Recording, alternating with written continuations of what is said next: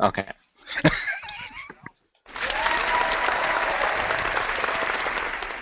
Thank you. Hello, ladies and gentlemen, and welcome to yet another episode of WXR.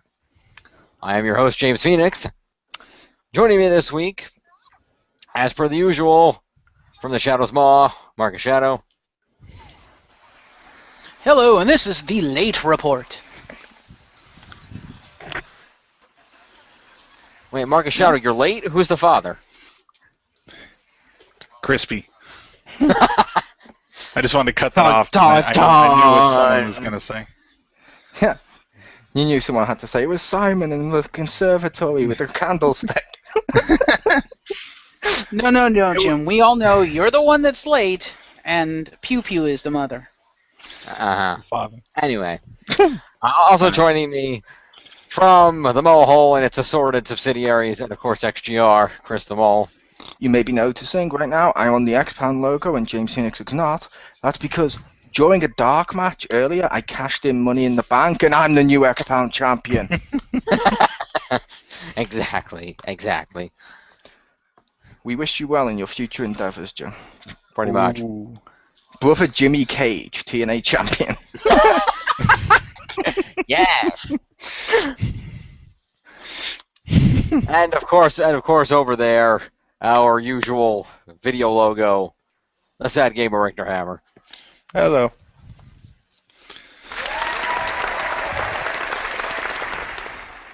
Ooh, I got a Agreed.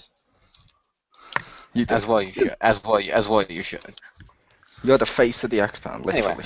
I know, I saw the last video and I was laughing. I was like, there it is.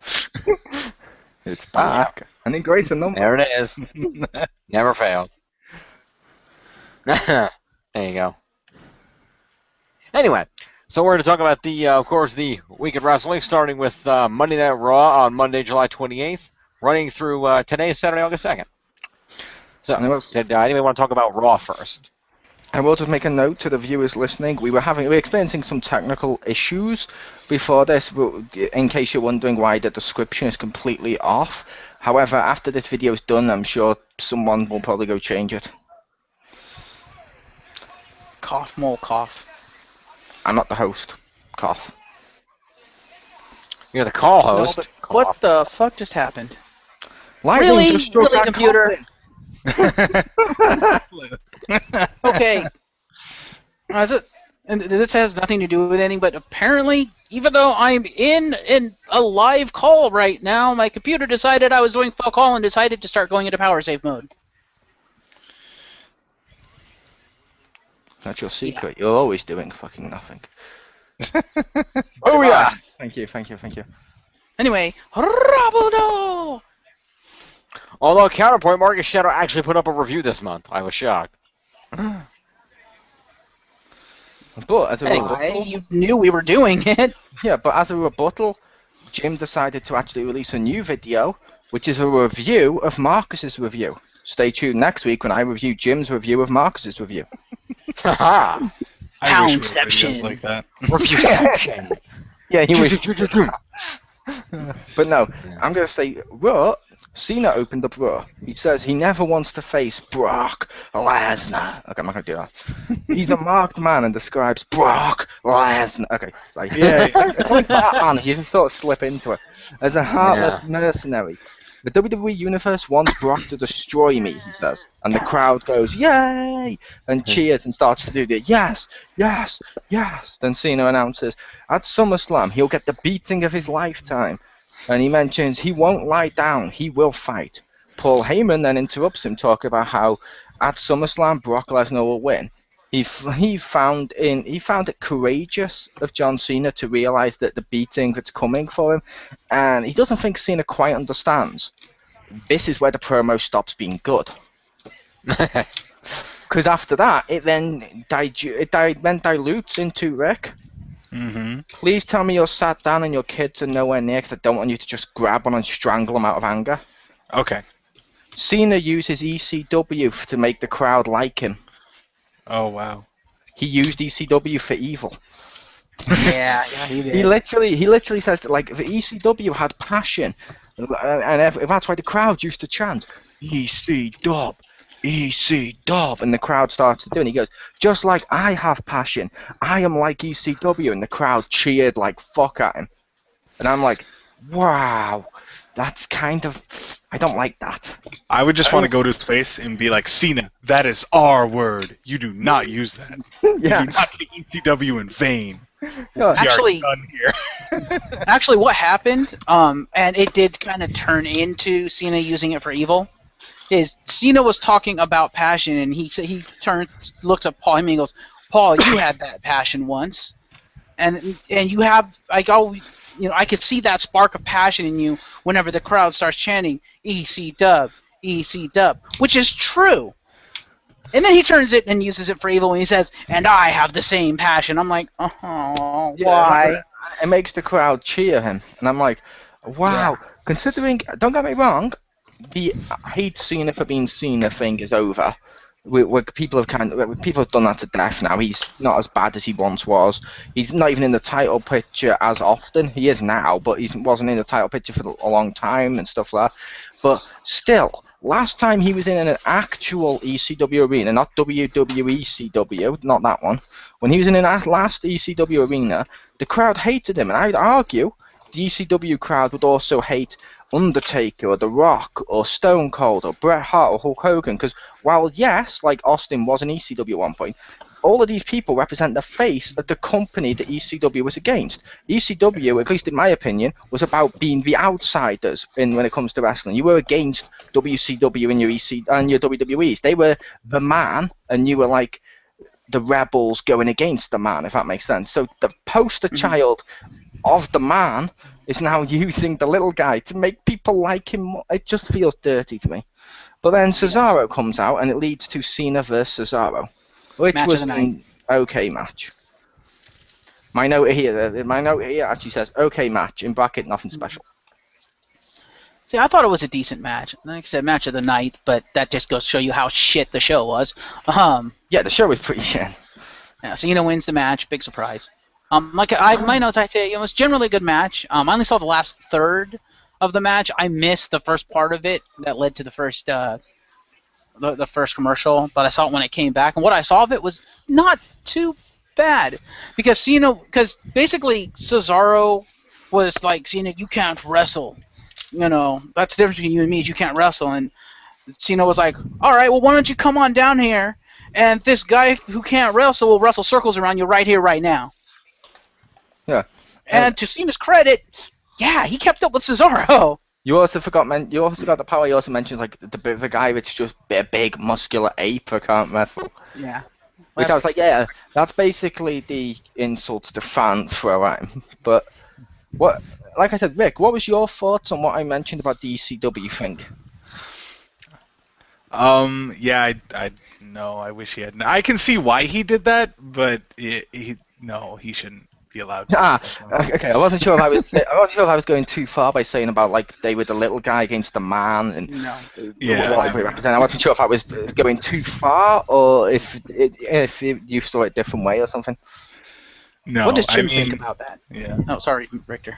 Go ahead. Oh, it's fine. I was just gonna say that he was he definitely get. Well, he got pretty booed last time I remember him there, which I think was One Night Stand, but that wasn't actual ECW. Well, I guess kind of, but anyway, but yeah, he definitely, like I can see that some of I think he would have fit in ECW, but he was never actually in ECW, so like he can't really. He can't don it like a costume when he wasn't really part of it. If that makes exactly. That Yeah, and right. he would have fit into I think anyone could have fit into ECW if they did it right, because Paul Heyman did have a talent of taking guys like, some people say, well, Cena can't wrestle, he wouldn't fit into ECW, and I'm like, Balls Mahoney couldn't wrestle. All Cena has to do is look tough and beat shit with a chair. And as much as I like ECW, not everyone there could actually wrestle. Sandman couldn't wrestle. He was all entrance. No. Yeah, but the thing with ECW for me was the whole thing, like I mentioned, of Paul Heyman hid people's flaws and highlighted their strengths. So Cena's strength is he looks like a powerhouse, And in my opinion, he'd probably be used like Lex was in WCW. If he looks good, so you just put someone else as a mouthpiece for him, even though he can't speak. But you put someone else as a mouthpiece for him and use him like Brock or something. Yeah. But yes, what did Jim think? From what you've heard.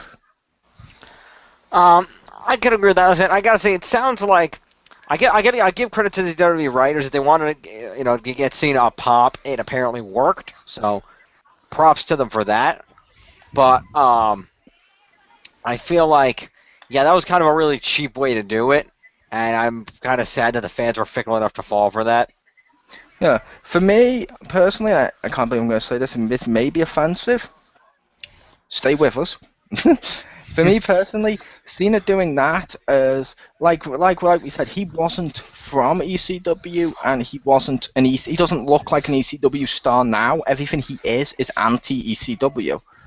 It would sort of be like me as a white guy trying to get a pop by saying, "Yeah, do you remember when Martin Luther King used to have that passion? Well, I've got that passion too for politics. That's why you should vote me." And I don't think it would work. I think people would be looking and go, "The fuck did he just say?" I think my ass would be in trouble. He didn't just say that.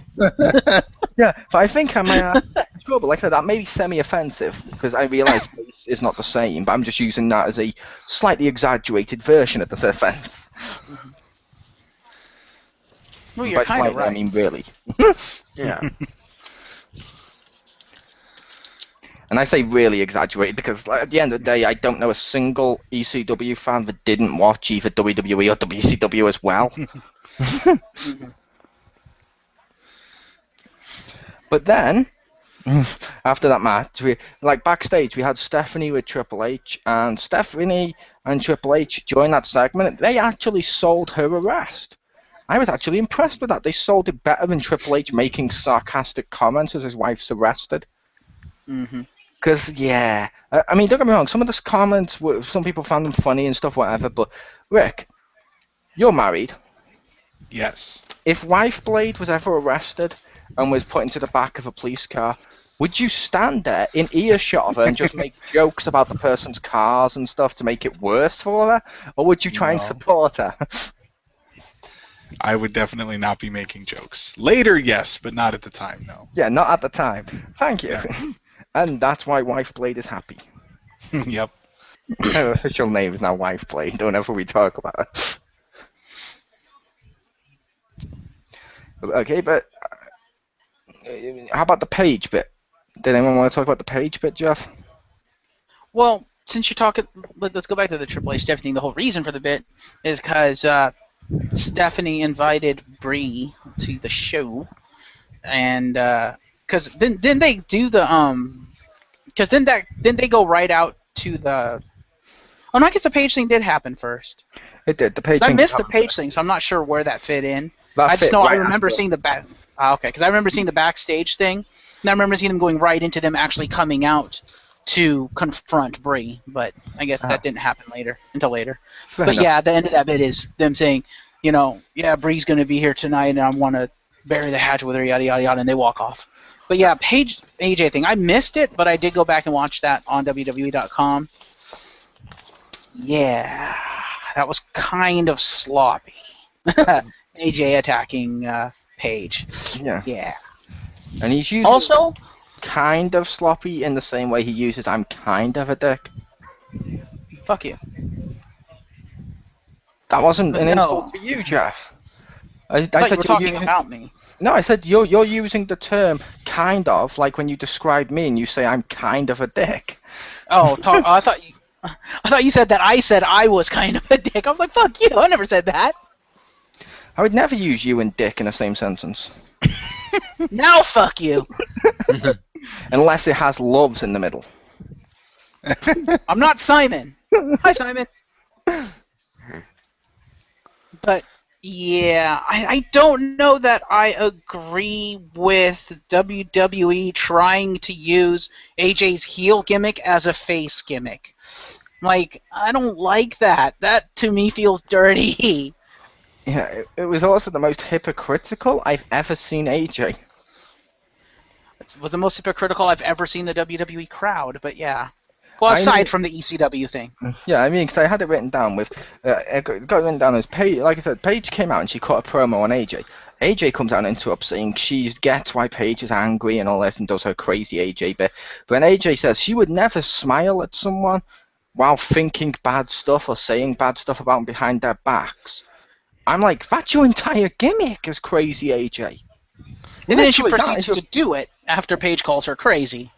Yeah, when Paige calls her crazy and she snaps, then AJ assaults her in probably the most sloppiest way I've ever seen, like like the diva hand slaps. Then she goes to throw into the railing, and it looked fucking pathetic. See, like, it started out okay because when she did the Thez press, she actually looked like she was punching or trying to punch Paige, and then it devolved into the fucking diva hand slap thing, and I was like, oh, okay, I can see where this is going. This is not good. See, the punches, I thought straight away it was like that diva hand slap silliness. It was just building up speed like they normally do. And I'm like, oh, I didn't like that. And that thing where she slams her into the barricade and it looked sloppy. Like I said, you could tell the difference between Paige and AJ in skill. Yes. Paige last week assaulted AJ. Looked brilliant doing it. AJ does it to Paige. And somehow it comes across as, what the fuck did I just see? Yeah. And like I said, when she first starts out the punches with the single-handed punches, I thought that looked okay. I mean, obviously you could tell she wasn't actually hitting Paige, but, you know, yeah, I don't buy her trying to make that believable. But yeah, it devolved into the two-handed diva, and I'm just like, oh, really? What? Sorry, this may be racist, but when you said that as an Asian, all I was thinking was you were in the air kicking your legs.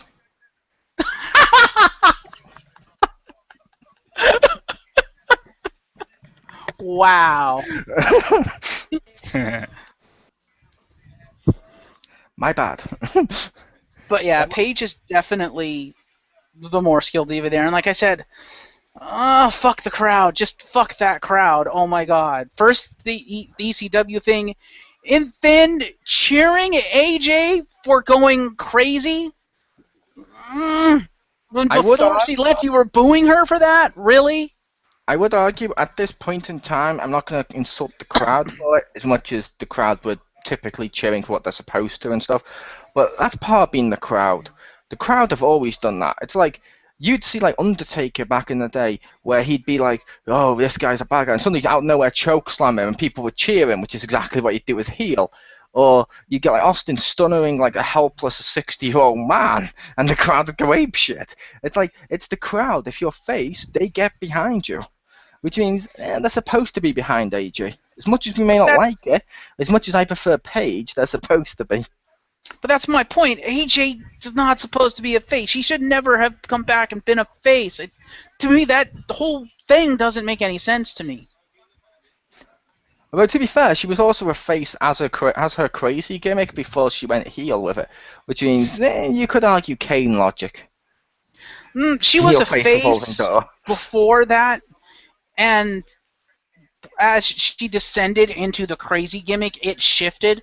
So while technically, yes, while she was, as bad as it's going to sound, in the throes of that gimmick of just descending into that gimmick, she was still a face. Technically speaking, Crazy AJ is the heel persona. It's the heel gimmick. Because they didn't just, on a whim, like next day, turn her crazy and turn her heel. It was a progression, which I liked. But because of that, you had some overlap. But technically speaking, at least in my mind, Crazy AJ is heel AJ and should never be the face gimmick, ever. I'm like, it kind of works. It's like when they turn, as much as I preferred brown clothed Mankind, it's like when they turned Mankind face. And he was essentially just a slightly different version of himself. Like AJ as a face, even though she's crazy, she's still doing cheap pops to crowd, and she's still acting like she's the best around and stuff like that. I don't know, it sort of works, but yeah, Paige is better. Yeah, although I will say that's the only notes I had for Raw. Fair enough. Yeah, I do not like what they're doing with AJ and Paige. I'm sorry, just no, fuck off with that. I liked Give Paige the belt back and fuck off back to your boyfriend. I liked last week. I did like what they did last week. Yeah, that's because last week was Paige assaulting her. It doesn't need to be AJ. You could put anyone fucking in there and it would have looked good. AJ is bringing nothing to this. If anything, she's pulling Paige down. I'm sorry. I will admit, out of all the divas they have on the roster, AJ's not the worst. No. I mean, she's better than Shittadactyls or Layla. And I don't want to see Alicia Fox v Paige. No. I would want to see, like, Natalia v. Paige. I think that'd be an awesome feud. I want to see Natalia v Paige, but I kind of want to see the AJ Paige thing for the title properly, leading to Paige winning the title of her own accord, if that makes sense. Instead of how they exchange the belts. Yeah, but she could have done that on AJ's return instead of giving it back to AJ. They didn't need a feud to do that. I know, but I'm thinking of leading up to SummerSlam. I mean, come on, you got a returning diva of AJ who's popular. That is a money match in terms of crowd caring. Sadly. Yeah. Sadly. Well, what does Rick think? I don't know. I didn't see them, so and I only saw Paige cut a promo. That's all I've ever seen on the Takeover. No, it was the other one, wasn't it? The NXT pay-per-view.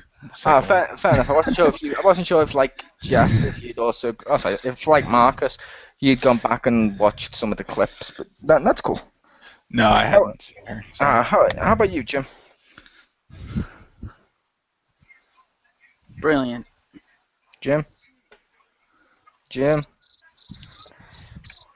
It's mid-recording again, Jim. I'm right here. Calm down. Well, if you're right here, respond! I am responding. You weren't when everyone called your name, and no one even said veto or any other crap that you use as an excuse. Sorry, it took me a second to hit the fucking unmute button. I'm just going to go. Professionalism! Now, what were you saying, Jim? Anyway, well,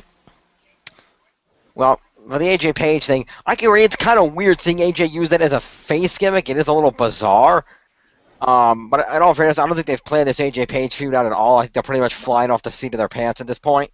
So, really, I think there's bullshit in and of itself. I would tend to agree with that, but I think because how long have they had to plan this out? Really? And they planned nothing? No, fuck off with that. Well, it depends. It depends on how much notice AJ gave them that she was coming back. But that aside, you have to realize the writers are putting all their effort into Stephanie Brie-Bella, and you should know by now that they can't run more than one good feud at a time in the company. Wouldn't she have given them as much notice as when she took it off? Because whenever, at least I know in most professions, if you take time off work, you have to give them a certain amount of days or weeks that you're actually going to be off before you return. Yeah, but also, it doesn't matter when AJ comes back because all she has to say is, I'm ready to come back. Then it's up to them to tell her when she's coming back. Because she doesn't go on TV until they say she does. So they could have said, okay, give us 2 weeks to actually come up with something, then we'll bring you back to TV. They don't bow to her whim, Jim. Still real to me, darn it. No, but you have to realize they don't bow to her whim, but they bow to Triple H's whim. And Triple H says, I need to make money, our ratings are in the tank, get the Popular Divas Champion back on TV fucking now. Technically, Triple H is also the one who will sit back and be like, we should probably plan this shit out instead of flying by the seat of our pants because he knows that's not going to work. Well, he won't. Triple H is the guy rewriting the show half the time of an hour before Raw goes on. So technically, wouldn't you both be right? Because by you guys saying, oh yeah, they don't dictate to her, or yeah, but maybe Triple H does. Triple H is they if he's in charge of creative. Yes. There's no difference between they and Triple H. At this point in time, Triple H is the man in terms of what he does backstage and writing shit. Triple H is they. Mm-hmm. They is Triple H. Yep, and I would say, even though he does quite often and stupidly often rewrite things and completely throw things out at the last minute. They still have things planned out. He doesn't go in without a plan. Whether the plan is good or works, yeah, that's debatable. But they always have a plan. And even if they throw out or decide to change what's going to happen tonight, they still end up going with some, semblance of what the original plan was, so they would still have things planned out. To say that they're flying by the seat of their pants, I don't think Triple H would ever do that. Yeah, he always has a plan A or B or even as plan C. Mm-hmm. I was referencing the actual storylines. Right. Yeah. You're right. I don't think you're right. In a lot of cases, I'm not sure Triple H would, but the problem is, as it has been, is that Vince is the one who still makes the final decision on most shit. Vince still shows up at Raw a lot of the time and makes the decisions, and Vince will change shit at the last minute if he doesn't like where it's going, and he will do it. And if Vince says, I want AJ on the show now, that's what's going to happen. So we don't know, but the fact of the matter is, they're putting all the effort into the Stephanie Bree feud, and they probably had AJ come back, and they were stuck with this issue of Paige as a face, but AJ is coming back, and returning superstars are 90% of the time face, unless they can do something to blatantly make them over as heel. At this point, I think they couldn't decide if they wanted to make AJ face or heel or not, or Paige face or heel, because they're both popular divas, and they wanted them both as faces, but they couldn't have them both as faces. I think they got stuck in this problem. They couldn't decide which one they wanted as which, and now they're kind of in this thing where they finally pulled the trigger on Paige, but because they already booked AJ in they already had AJ set going in a semi-heel manner, they kind of have to go with it now. But see, that's the thing. I never felt that she was a heel because of what her gimmick was in NXT, according to Mole, because I've never actually watched NXT, but I could kind of see it with the anti-diva thing. I always felt she was more kind of tweener. She was more like Stone Cold than a heel, if that makes sense. It's more like she's basically supposed to be what the current WWE divas aren't. Supposed to be showing what a WWE diva could and should be. She's not there to make friends. She's there to show that she can fight and stuff and that she can wrestle. And the fact of the matter is, that kind of gimmick in this day and age gets over like fuck with the fans. And it as well it should, to showcase actual talent. Yeah, which is true. Fans will eat up anything they fucking give them, but still. Yeah. I was going to say, no, her anti-diva gimmick was more like, similar to what Daniel Bryan did at one point, but in my opinion it works better with Paige, because you don't see a lot of divas do this, because she doesn't fit the mold of what a diva should be, but she was like, so I'm just going to let my in-ring work show, and she was great at wrestling and stuff, and her thing was anti-diva in the same way at one point Bryan was the anti-superstar before he became the superstar, if that makes sense. Right, which is fine. I just never felt that she was trying to portray a heel at all. Like, I never felt heel from her. Which is fine, Marcus, but if that's the case, then you nullified your own point that you're arguing. Because the fact of the matter is, it's time to came out because AJ is basically being a face, but she's getting over as a face using what might be perceived, somebody you're saying you're perceiving as heel tactics. We know who else did that? Stone Cold Steve Austin. I never said heel tactics. I said that was her heel gimmick. And Austin had a heel gimmick. And the reason Austin got over is because he was a face. He was using what should have been a heel gimmick and heel tactics. He was violating authority. He was breaking rules. He was doing all kinds of shit that heels did, but he got over on it being a face by it. Austin invented that shit for the most part. And the fact of the matter is, that's the same thing that AJ is doing right now, is she's getting over as a face by using tactics that are normally associated with a heel, in this case, her as a heel. Again, I don't know where you're getting the word tactics from. Again, if you pay attention, I said it's a heel gimmick, the character. I said it doesn't feel right to me, her being a face with that gimmick. If they had brought her back with a different gimmick that wasn't crazy AJ, then I would probably buy her as face. I'd be like, I don't like it, but fair enough. Okay, they want to run her as a face. But with this specific gimmick, I'm like, it doesn't feel right to me. Right. But it's fine. It's the same thing. Because like I said, when they first booked Austin as Stone Cold Steve Austin, when they sent him out there and said, okay, Steve, be yourself, he was a fucking heel. And the crowd cheered. So that was him using his heel gimmick as a face. If you knew anything about wrestling history, you would know that. Really? Really? The person who just said Austin invented using heel tactics and being face? I said for the most part. I said for the most part. He's the one that started history, because one word. Woo! Yeah. In this podcast, Ric Flair never existed. But no. Does anyone else want to talk about other sections of Raw so we can move this through instead of the arguments? No? Well, the only other thing I was going to mention was basically Roman Reigns was supposed to fight Kane. That never happened because Orton attacked him. And Orton thoroughly beat the crap out of Reigns. And then to end it off, he pulled Reigns up onto the announcer's table and tried to RKO him through the table, and the table did not budge. So, yeah, table strikes again. Take that, Orton. Yep. And then he RKO'd him the second time and went through the table. And I think Mole remarked that he thought Orton might have kind of landed on something wrong and hurt his back. Yeah, it looked like he hit like the TV or something on his way down, but I will also. Yep, Didn't he do that like a couple? Good Lord, Orton, stop doing stuff. Apparently, stop doing. You can't punch a mat. You can't RKO people. Just stop. You can't break tables. Yeah. Stupid Orton. But that's what Orton do. I will also say, the other thing I would insert here, just because I swear it was this week. If it was next week, I may be mistaken, but I think it was this week. I just can't remember why. Damien Sandow was dressed as an astronaut. Yes, it was this week. He took on Adam Rose. And lost, I think. We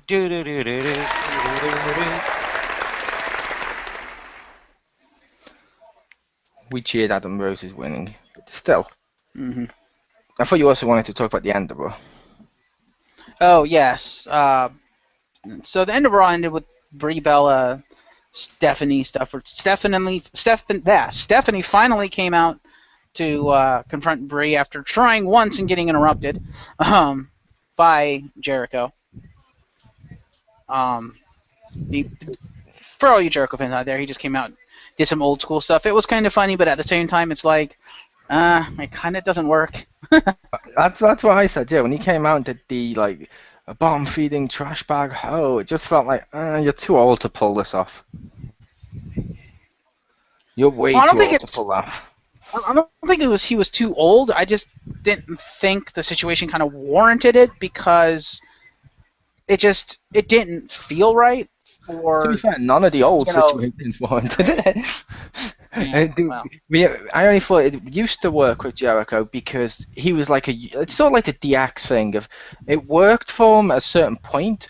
The Jericho thing did because he was like a young up and comer, and he was like the young cool guy. Like when he had like the dyed hair at one point, when he dyed like parts of his hair, he was like the cool young guy at this point. Now he's not the cool young guy. He's the aged veteran that you like him, but he's not young Jericho. He doesn't need to resort to like the young, immature insults because it doesn't work as well. It's like when they reunited DX and Triple H and Shawn Michaels acted like 20-something-year-old guys in their 40s.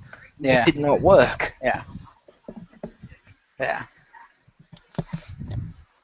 But yeah, so she got interrupted and stuff, and that led to Jericho v. Rollins, which ended in no contest because Wyatt's moving on. So yeah, and the end of Raw was. Didn't Jim want to say something? I know you didn't see the segment, but I thought Jim wanted to say something about that. And Jim, did you want to say something about Jericho before we move on? Yeah, sure. I said I missed Raw, but I read the result, and there was evidently a segment in which Stephanie and Triple H were in the ring, and they were going to call up Rebel earlier in the night. Oh my God! This is why we can't have good things. What the hell are you talking about? You were talking about the end segment with Rebella. I'm talking about the earlier segment where they were trying to call up Rebella and she didn't actually come out. No, Jim. Marcus had mentioned that, and we just mentioned our thoughts on the Jericho segment. I thought, what did you think when you read it? Or or if you'd heard us saying, which apparently you tuned us out. But that's cool. What did you think? It sounded like it was a good segment. I was a little annoyed that apparently Jericho got cut off before he could finish the catchphrase insult.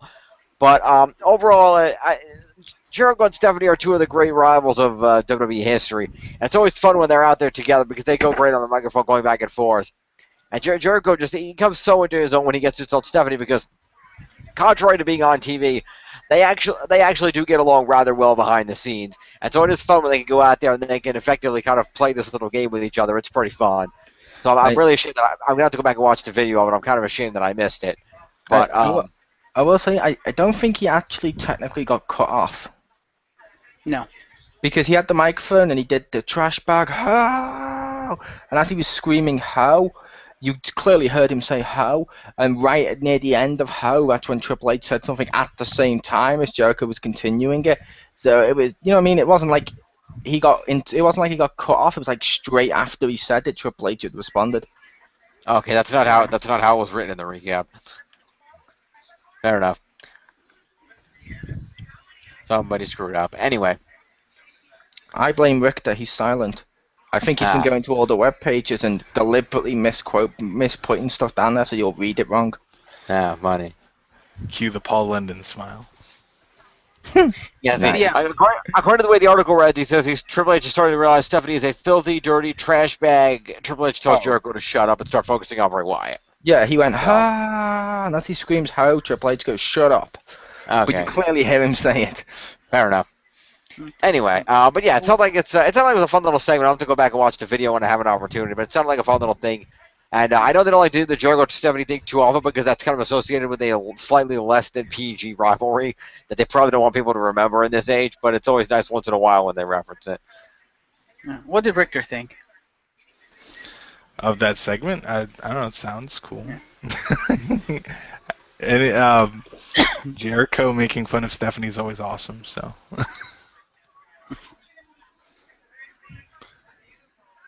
Yeah, that's what I thought until he opened his mouth. I was like, oh, Jericho's out here. Yes, this is going to be awesome. And then he said that, and I was like, that doesn't work in this generation, dude.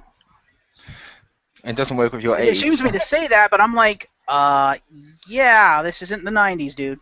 Yeah, like I said, I felt it didn't work with his age. Ironically, that insult probably would have worked, I think, if, say, a young up-and-comer, like, and I hate to say these two together because I don't like both, one of them. I don't like Zack Ryder, but Zack Ryder could have pulled that off, and I think Fandango could have pulled it off with their age and how they look, but I don't think Jericho can nowadays. Yeah, there's that, too. I can agree with that. Jericho But yeah. trying to pull that off now, it's sort of like if Henry Winkler was to put on a leather jacket and go, hey, it's not going to feel the same. But to be fair, I wouldn't want anyone but Henry Winkler to try to do that. Is it wrong when I've had a leather jacket? Because I've got leather jackets when I put one on before now, I have gone, hey.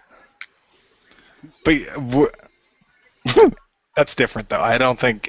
like, if someone was, like, trying to be Fonz, like, literally, I would just be like, no. You mean like an actor? Fair enough. Yeah. Like they were, like, almost like they were recasting him or something. Like, yeah, he's too old to do it, but I don't think anyone else could do it. It wouldn't feel right. Yeah. So It wouldn't I'm not saying that with the Jericho thing, but, like, with Fonz, I wouldn't really want anyone else to do it in a serious way. Like, to pay tribute or something, okay, but not just like, I'm going to be Fonz now. No.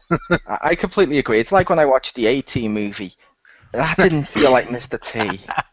That's true. I'll be honest, this may be offensive to some people who watch the A-Team, but it's cool, different opinions and stuff. I didn't give a shit about the rest of the A-Team. I only cared about Mr. T. And he was the one part of the film they got kind of wrong. I mean, he was kind of awesome, but it didn't feel like Mr. T. I was like, he feels T-less. Mm-hmm. He's just Mr. He's just Mr. He's Mr. S. He's just 1 point away from T. Yeah. There you go. He's Mr. I. They just couldn't cross it. Yes. Ah. But no. Yeah, the end of Raw. So yeah, Stephanie finally does come out, and she comes out alone to confront Brie Bella, who comes out. When she comes out to the music, I walk alone inside a finger. That would have been awesome, but no. Doesn't Brie come like through the crowd or something? I can't remember. She doesn't come through the crowd. She comes through, you know, that segment near the crowd, like it's almost in the crowd, where they have like a special ramp near where not ramp, entranceway, where the commentators and stuff can come straight through and sit down for timekeepers and to interchange them and stuff. She comes through that, which makes it seem more official. Mm-hmm. This is true. But she comes out, and Stephanie is like, look, I know you don't trust me. I know, this has gotten way out of hand. I just want to put this behind me. tell me what you want. Do you get it? I'll give Nikki a raise. I'll give you your job back. What is it that you want? And she's like, I want more than that. I want, she's like, I want a match at SummerSlam. And Steph's like, fine, done. You get a match at SummerSlam. Tell me who you want to fight. You get the match. She's like, I want to fight. She's like, do you want it for the title? I'll give you a title shot. She's like, no, I want to fight you. In Buried Alive. That'd be interesting, but no. That didn't happen.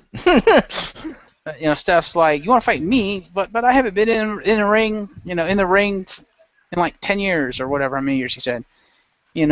She's like, I'm a wife, something you can relate to, and I'm a mother. Think about my kids. I don't want to wrestle you. Can't wrestle you. She's like, fine, see you in court. Just turns and walks off.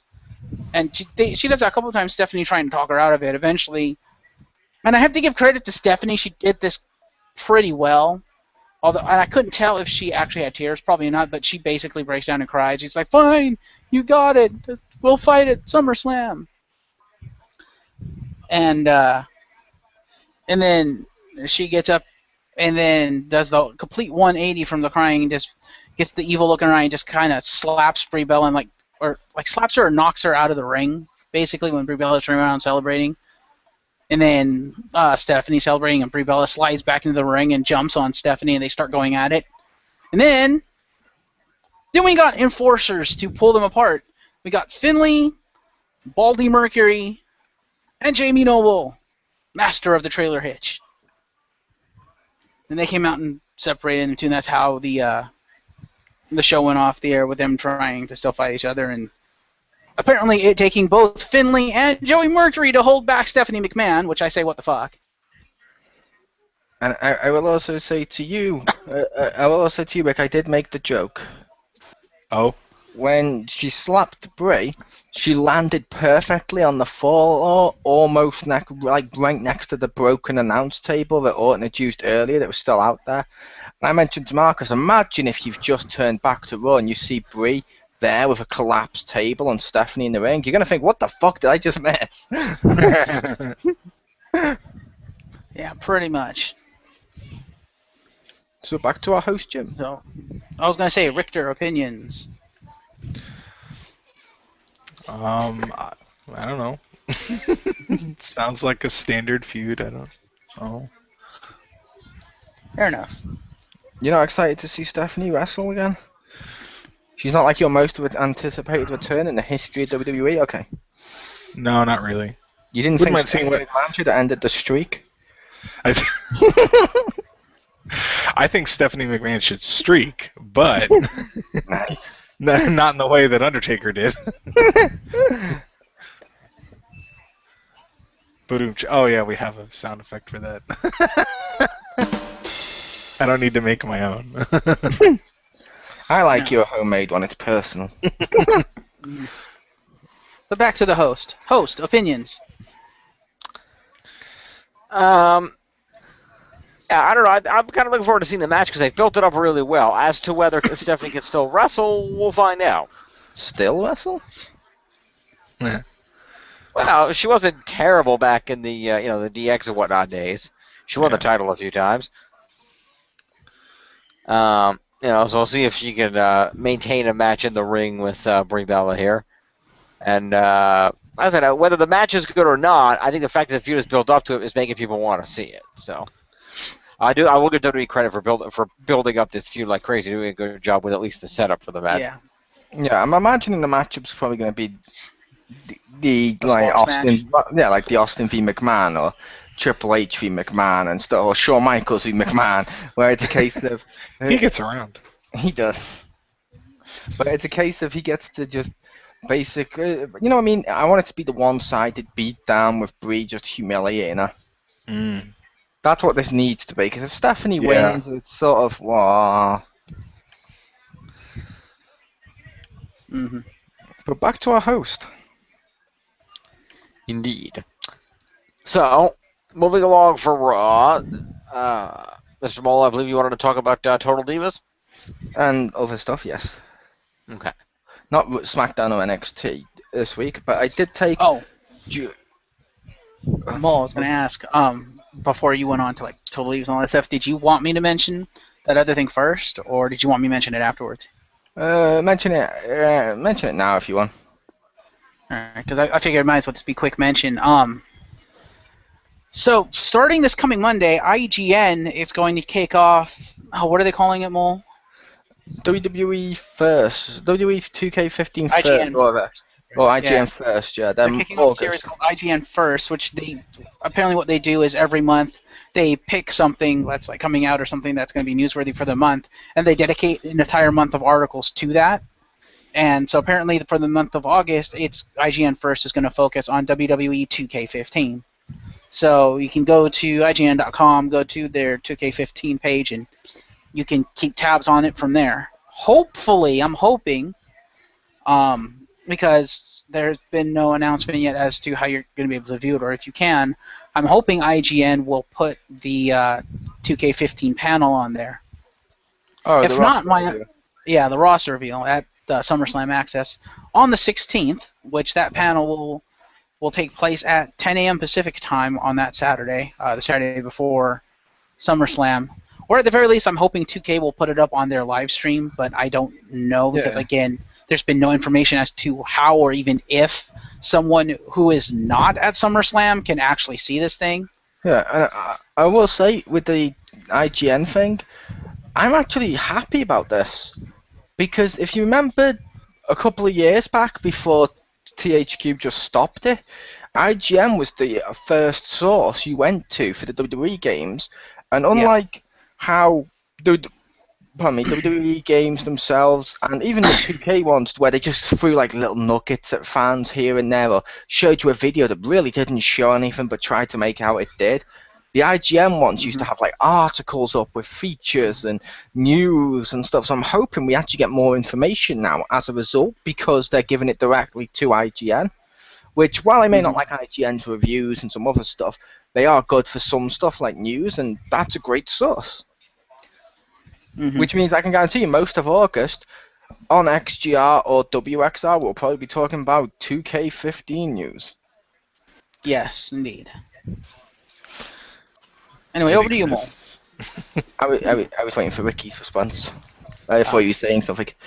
I said it exists. I was filling in Stacy's part because I figure we'll also hear that throughout the month of August.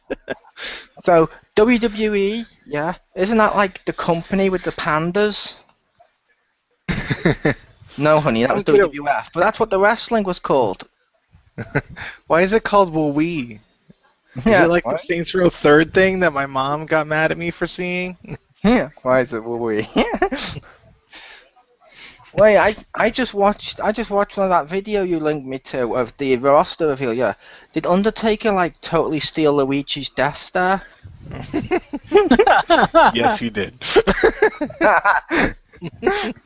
No. Undertaker's Death Star meme. No, dear. Luigi stole the Death Star from the Undertaker. Undertaker came first. And often, says Michelle McCool. No. Heyo. The Doom Chain. Thank you. WWE, my news, because I'll let Jim do some news if you want before I go to do the Total Divas, because for some reason I'm doing news bit first. But my news was they announced this during Raw. In the UK, WWE SummerSlam is offering a Sky Sports box. WWE SummerSlam is coming to Sky Sports box office on Sunday, 17th of August. You get to see John Cena v Brock Lesnar. Plus, you can see WWE superstar Batista in Marvel's new Guardians of the Galaxy coming to cinemas across the UK from the 31st of July. Yes, this is slightly out of date, but to celebrate, Sky Sports are now offering you and a friend the chance to win a fantastic superhero package, including a private screening of Guardians of the Galaxy for you and 10 friends at your local UK cinema. But wait, there's more. They will also give you a trip to LA for two to attend WWE SummerSlam event on Sunday the 17th of August, including flights, hotel accommodation, and $1,000 spending money. You totally need to enter that contest, Mo. I entered that the second it popped up. But still, I'm not going to win. I mean, come on, the question was 3 options, and it's what does WWE stand for, and one of them was stuff like Williams Wrestling Entertainment, and I'm like, That's it, right? I don't know if you're serious. No, I'm kidding. I'm kidding. No, you're not. But it should be. That should be what WWE stands for, and William Regal should be Triple H. I would watch that. But no, did you have news, Jim? Of course. I just thought we were going to go through all the shows first and then do that. That's why I queued up Total Divas, because doesn't that air in the middle of the week? Technically, that airs Sunday. Oh, okay.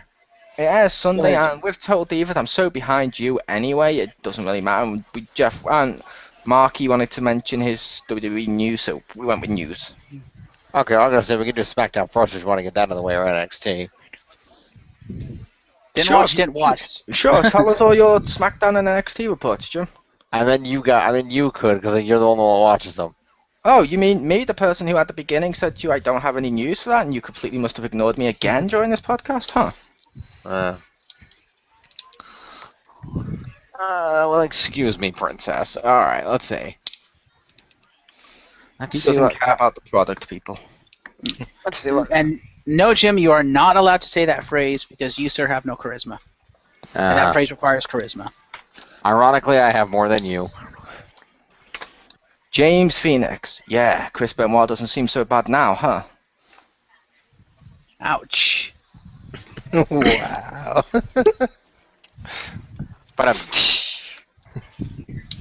I don't need to do. We have a thing for that now. There we go.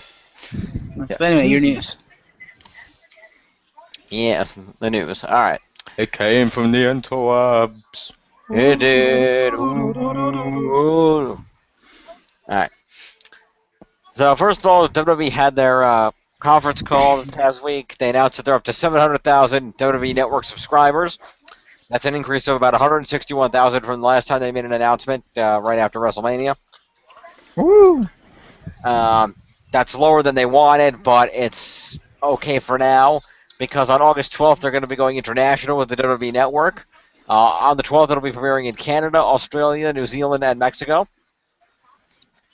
So those locations will have it, and that'll boost the numbers. And the WWE Network will hit the UK in October. In addition, with the new revamp of the network coming up, there will be 2 payment options. You can either pay $9.99 a month and have a 6-month minimum requirement, as the deal now for everybody, or you can go month to month but pay them $19.99 a month if you want to try for a few months but not be able to cancel it if you don't want it. After the first month or two, you don't like it. So network is evolving. Could I just go on to WWEnetwork.com and pay for the entire year in one go, so that's to worry about running out? Unfortunately, I don't think so. Oh, okay. But you can't set it for automatic payment, so it will automatically take it from your account, so you don't have to remember to pay them. That's what I do. Fair enough. Additionally, it was announced that the Rogers television company up in Canada has signed an exclusive contract with WWE to carry their programming through 2024. It's an unprecedented 10-year deal. And this will include both the standard WWE programming on their streaming sports network, as well as the option after a brief trial to carry the WWE network as an actual network on their channel lineup. Woo! They're going to start with a preview. That's going to start coming up in August, and that'll be I believe a month-long preview if people want to preview it, and then they have the option of keeping it for the duration of the time for a small fee. Additionally, what else we got? So that's everything regarding Rogers and Canada. Okay. Let's see. Additionally, this week, Ricardo Rodriguez was released from his WWE contract. Aww. According to the reason for Yeah, according to the reasons of WWE, it was basically that he hadn't been doing much. He was doing some Spanish commentary, but it was felt that he wasn't really needed there. And while he was wrestling as El Generico on NXT, his size was working against him and working as a luchador. So I think both they and I think Ricardo, based on his tweets, agreed with this, that it was time to go their separate ways and for him to go somewhere where he could really wrestle, which is what he wanted to do. So, Ricardo, we wish you well in your future endeavors. Mm-hmm. Next thing.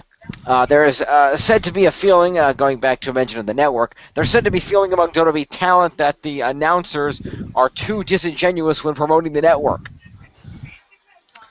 They're specifically promoting it as, quote, like Netflix, but better, end quote.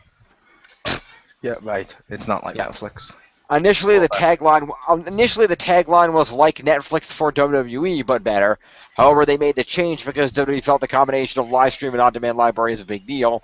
And apparently, the WWE talent are big fans of Netflix, as it's one of the more convenient ways to watch TV shows and movies while on the road. And they felt that was kind of an insult to Netflix. Kind of an insult? Okay, it was an insult to Netflix. Thank you. Like remote. And finally, the last big news I have here today is that it was announced first by Spike TV, and then further detail came out of TNA, that TNA's television contract on Spike TV will not be renewed. TMZ actually got a hold of the news first and reported it, much to the chagrin of Dixie Carter and the TNA people. And effectively, it looks like that's going to be a big problem for TNA, because it's generally felt that without the TV deal, they're going to have a hard time booking any kind of major events anywhere else in the country, in terms of live events and other such things. Mm-hmm. Maybe the WWE Network will show it. Nah. Well, one of the other things that was mentioned is that it is expected that WWE will make an offer for TNA's tape library, small as it is. So you may start seeing TNA Impact shows in the WWE Network at some time. Would then Caval come back? Yeah. I thought TNA wouldn't sell to WWE or something, or WWE wasn't interested in TNA. Supposedly they weren't, but supposedly now the tables have changed. I don't know. But anyway. Yeah, now that they have no money, they want to buy TNA stuff. Wait, what? Sorry, I know I shouldn't have nitpicked out. I had you giggle when I said turn. He combined two. I've turned. No, but that doesn't make any sense. When they had money, they didn't want TNA stuff. Now that they don't have money, they want TNA stuff? What? Now they can afford it. I wanted Orton to have said that. Like you said, like Orton. I wanted Orton to have said that after he RKO'd Roman Reigns and it didn't work. He needed to have stand up and go, "Now the tables have changed." Stupid He should table. have gone up and wagged his finger at the table. Yeah. No, we've been through this. That'd be great if he just started yelling at it. Yeah. You had one job, table. And just for your catchphrase, Rick, after he finally does it, boom, and it goes right through the announce table, it just needs to cut back to the $1 Million Man, like going, oh, IRS doing WWE taxes. He looks up and goes, this is why you can't have nice things. Yes. There you go. Okay, can anybody actually hear me? Yes. We can hear you. Okay, that felt like I was getting Jim there for a moment. Oh, hey, Marcus, when did you show up? Yeah, you were. Moving on. No, you weren't being Jim's. We heard But yes, following the announcement breaking to the public, Dixie Carter held a staff meeting at TNA and broke the bombshell news to the staff of TNA. Cool, I looked at her and said, we've all seen TMZ, get over yourself. See, I'm just laughing with the budget of TNA. I'm thinking that staff meeting is literally her sat around talking to a load of sticks. Nah. That'd be amazing. A staff meeting, just loads of staff. Anyway, she attempted to spin the situation in her favor and say that TNA decided to leave Spike because they didn't promote the company effectively. Wow. Yeah, well, she might have a point, and all indications are Viacom and Spike TV made the decision. The decision was made immediately after news of Vince Russo working for TNA became public. And it was rumored for months he was working as a consultant for the company, but TNA vehemently denied it. But earlier this month, apparently Vince Russo inadvertently CC'd Mike Johnson on an internal memo meant for Taz and Tenay, essentially confirming he was working for TNA. And TNA did not want that made public, for a number of reasons, because of his reputation itself, and the wrestling fans would not have a lot of faith in their decision to rehire him, being for his infamous controversies with writing things in the past. Also, the issue of TNA's relationship with the Great Muta, the Japanese wrestling promotion, which currently has a partnership with TNA. Muta has very negative feelings about Vince Russo because of his negative portrayal of Japanese wrestlers over the years. But you can go over to TNA.com and purchase the new Vince Russo T-Serve. Eat, sleep, fuck up a company, repeat. Yeah. Now I kind of want that shirt. However, the main reason TNA did not want Russo's involvement made public is because Spike TV executives despise him. There were a number of reasons why Spike didn't want anything to do with him. Many of them related to the type of programming he presented during his previous run with the company. So TNA's in a bad spot right now. They only got 2 months to. The contract is set to expire in sometime in October or November. So they've only got about 2.5 months to find themselves a new TV deal, and their international contracts probably aren't going to hold them. So if they don't find the new TV deal, which seems unlikely, they're pretty much guaranteed to be going out of business. So basically, Vince Russo, if the reports can be believed, is meant to be. I'm just saying in case they're wrong, but if Vince Russo is so bad, the people that make one of the, in my opinion, from what I've seen when I was over there, nastiest networks, with look how manly we are, you're not a man unless you do UFC and stuff. It's like they are able to look down their nose at him. That's how much he's fallen. Yeah. Apparently. I'll put you like, yeah. I'll put you like, Vince Russo has fallen so far that he's now writing articles about himself on WhatCulture.com.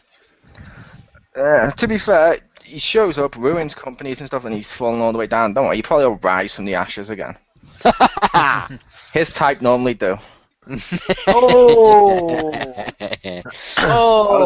That Are we was going to good. get a new That was good. consultor? Is that what you're saying? Yeah, exactly. Perfect. So, yeah. However, there is, again, this is all, again, lol dirt sheets. But there's also heavy rumor that if this entire thing goes through, that if this goes away, it seems that if, TNA going for Spike TV, that TNA may turn around and try to court and sign a new deal with Jeff Jarrett's new GFW promotion. Take us back, Jeff. We're sorry. Take us back. Exactly. We can change. We can change. We can change. No, not gonna do that. I can change if I have to, I guess. Nice. Let us be your slapnuts again. New shirt. Yep. Exactly. But was that it for the news? That's all the news that's fit to tell. Okay, then for Total Divas this week in the UK, because I'm keeping up with it in the UK because no one else was actually watching the show, but still, first of all, I'm going to say Fandango was on Total Divas this week. No Summer Rae. He was on there, and it was back when he was changing dance partners every other week, and he hadn't got one to stick. Eve Marie wanted to dance with him. He talked about swapping girls every week and all that. He did the intro thing where he grabbed her hand and he went to kiss, like they do to introduce to the woman, but he kissed his own hand. And when she asked him about it, he's like, wow, what a dick. But you remembered me, huh? Which I was like, that's just amazing. But it backfired as she lied and said she had all this dance experience to dance with Fandango on TV, and she had zero dance experience, to which Stephanie was pissed and told her, do it again and you're fired.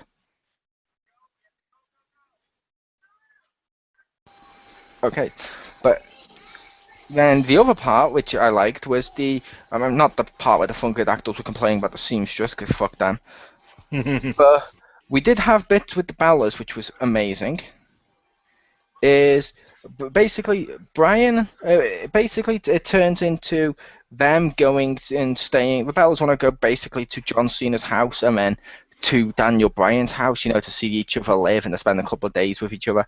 And basically, it was kind of annoying what they did, because first of all there was a plane scene where Nikki complaining about Eve sending a text message she wants to be Cena's tag team partner. But when they got to Cena's house, it looked fucking massive. And it gets revealed during that Daniel Bryan's house is the size of Cena's guest house, which is next to his big fucking mansion. Jeez. We're talking X-Men mansion size with how they shit it off. Random appearance by Road Dogg, listed as Brian James during it, with he showed why WWE books divas wrong. Because the Bella's asking for advice. She's like, okay, we're supposed to be the heels in this segment. Do you have any advice on how we can work the audience or how to make our match better? What sort of spots can we hit? And he goes, I don't know, maybe try Twin Magic. And I'm like, wow.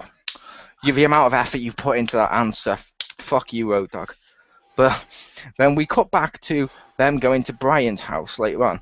Brian has no TV, but he does have antlers, as Cena pointed out. But yeah, I mentioned this to Marcus. This left a really bad taste in my mouth. When you think of John Cena, what do you think of, Rick? When I think of John Cena? I mean, what type of personality do you think he has whenever you see him? Same thing, same answer to Jim after Rick answers.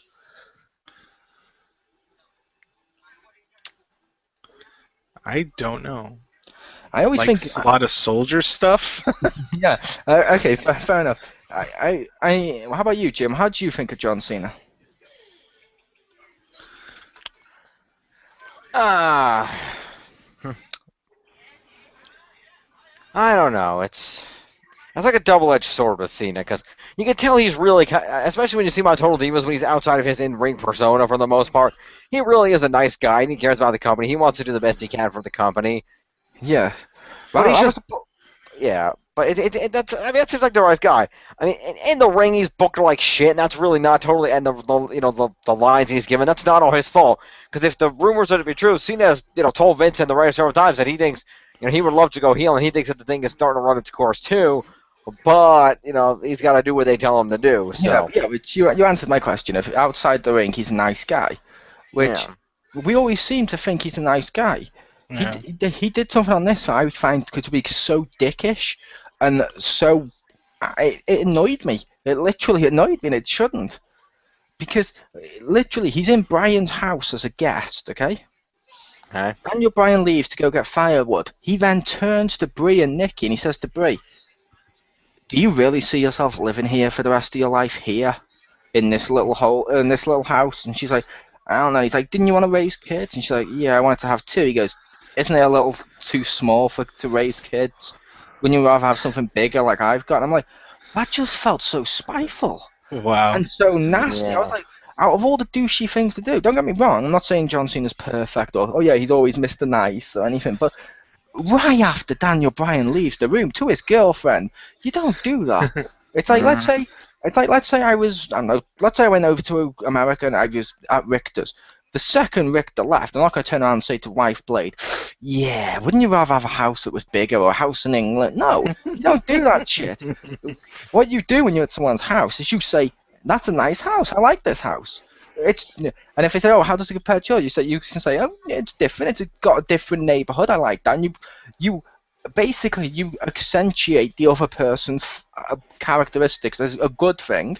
Yeah. And push your own as bad because it makes the other person feel better, and it's part of the social normality of being a guest. What you do not do is say your house is small, fuck you. Okay, he didn't do it like that. He didn't literally just do a 12 rate if your house is small, fuck you. But then it zoomed in on his eyes and he squinted. Yeah. Your house is the size of my guest house. Both the twins should be with me at my mansion of love. Yeah, but that's what TV. Yeah, boy. Yeah, that's what Total Divas is about this week. I'm on episode 3 next week, and they showed a clip from next week, which made me say, unless that's edited wrong, like they sometimes do, to try and make you want to tune in next week. Right. He's a bigger dick next week. Because next week's clip shows Daniel Bryan and Brie, after discussing stuff and she mentioning her feelings, decide to move to Phoenix. Nice. To which Nikki's not happy and says it's selfish. And when in the car you see John Cena driving, it's like they're moving to a bigger house. Ah, it's so selfish. And I'm like, what did you just do? Wow. What did you just do? Wow. Why? And this is why John Cena needs to heel turn. Yeah. It's almost like you know when we were discussing. I think it was in Around the Pound this week when we were discussing I think it was Around the Pound this week. No, Around the Pound. The other one, the good one, XGR. When we were discussing XGR with Simon this week, and like when we talked about Mass Effect, he reminds me of that guy on the council in Mass Effect 1. But no matter which answer you go with, he gives you attitude. The fucking Garrus guy on the council? Yeah. Because we were talking about the fact there was one mission in there in which, what was it? It was the mission in which It's the alien queen. The queen, that was it, the queen. It was the mission in which you freed the queen. I freed the queen. I chose to free the queen. And he's like, how dare you free the queen? I mean, do you have any idea what she's probably going to do to us? Blah, blah, blah. And Richter mentions he did it the other way as well. He's also seen it where you don't free the queen, you kill the queen, and he then persecutes you for killing her. Yeah. So it's like, no matter what you do, he's mad. No matter what you do, he's pissed. He's like, he's the opposite of most Mass Effect characters. Most, if one answer's pissed him off, the other will make him go, yay, or vice versa. It's not, no matter what you do, he's like, yeah, I don't like that. It does show that he hates you, though. It does. It does. No matter what, he's going to yell at you. It does. It also shows how hypocritical he was when when I freed the queen. Then later on, he's like, "You only care about humans." Upon me, I had to scream out, "But I freed an alien race of extinction!" Which is why at the end of the game, Mole didn't even blink and just let the council die. I did. That was the easiest decision I've ever made. He was like, "No, fuck you guys. You don't deserve to live. My crew are better people than you are." Although I will say, just for the future, just before we go to end this, while we're discussing this. I kind of want the Mass Effect style wheel used in a WWE game, sort of similar to what I said with the NBA one and stuff. I want to see interviews and promos and stuff where you have like a Mass Effect wheel for your character, and you can actually make choices of gut, heel, face, in between. Yeah. I don't know, and like let's say you go major face or major heel, you can unlock new things. Like I don't know, if you're major heel face, you can actually mention where you are and local sport. If you're heel, you can just remind people that Eddie Guerrero is dead. Or that Brock Lesnar my client Brock Lesnar. Exactly. Remind him where Eddie is too. Yeah. Yeah, but basic stuff like that, maybe not unlocking them because that's too hilarious. But they should do that with insulting local team and praising local. Like, I just want generic lines for that. Like you just come out and you're just like, the local basketball team sucks. Yeah. I want that too. Super cheesy. Like just as a player, you see that and you just start shaking your head. Yeah, and as a face, I like it's great. It's back. It's great to be right here in this location in which Raw is hosted, which gave birth to a great American football team. And the crowd's like, yay! And you're like, wow. I'd also love it if they did if they did a middle ground too. I would love it, and if you always pick the tween options and you're a tweener, so you neither heel nor face. Right. I'd love it if it turned you into the most clumsy, forgetful wrestler there is. Like, you grab hold of the microphone, you're like, it's great to be right back here in, and then you have to look down at your hand and then go, in my favourite city of all, and look down at your hand, it's like, Connecticut. And this entire time you're in Florida. So the crowd doesn't know whether or not to cheer or boo. Green Bay, Wisconsin. Yeah, that'd just be great. It feels great to be back here in, and then he looks at his hand and says the location as if he actually cares, but he doesn't because he's reading his hand, so it's a heel. But yeah, he mentioned your local area, so you must cheer. Tween. Yeah. But no, I wish they would do more stuff with the single player stuff, like like I said in the prior 2K15 stuff, like. I'm sorry, I want gimmicks. I want more control over the rivalries and feuds, especially now that I've, actually, yeah, I know it's been almost a year now, but I finally delved into the rivalry system of 2K14 because I went back and started playing it some. And it's like, I want more control. I want to be able to, like, you know, set debuts. I want to be able to debut someone, like, say, if I have myself on SmackDown, I want to be able to, in storyline, in a rivalry, set it up so that I return to Raw in this storyline. You know, and I want to be able to set face and heel kind of things, like if I want to do a face turn or heel turn, have it as part of the storyline. As you're on SmackDown, are you their #1 announcer? Ha! Wow. It was just a general question. Why do people always bring race into stuff? I did what? Who? If they let me set gimmicks, I might actually consider doing that for a laugh. Yeah. And I don't think we need to ask the question because we all know the answer is indeed.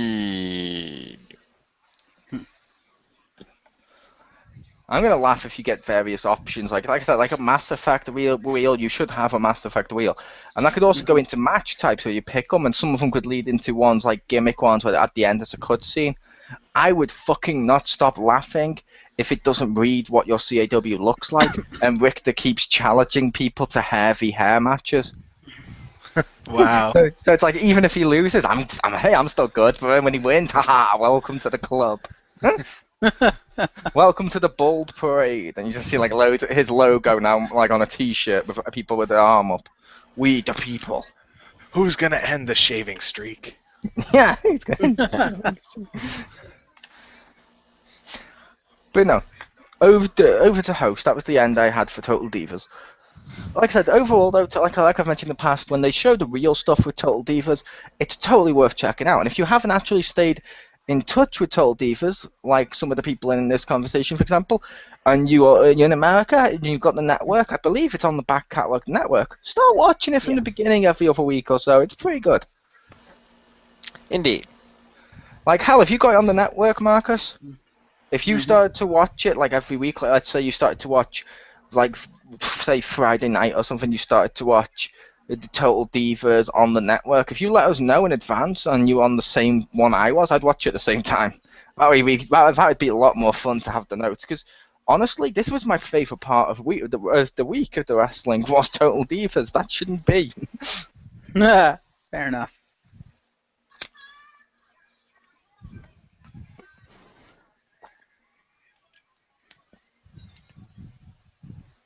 Well, all right then. If we're done, let's wrap this up. Nobody had anything to say for SmackDown or anything? We didn't see it? Nope. Okay, cool. Nope.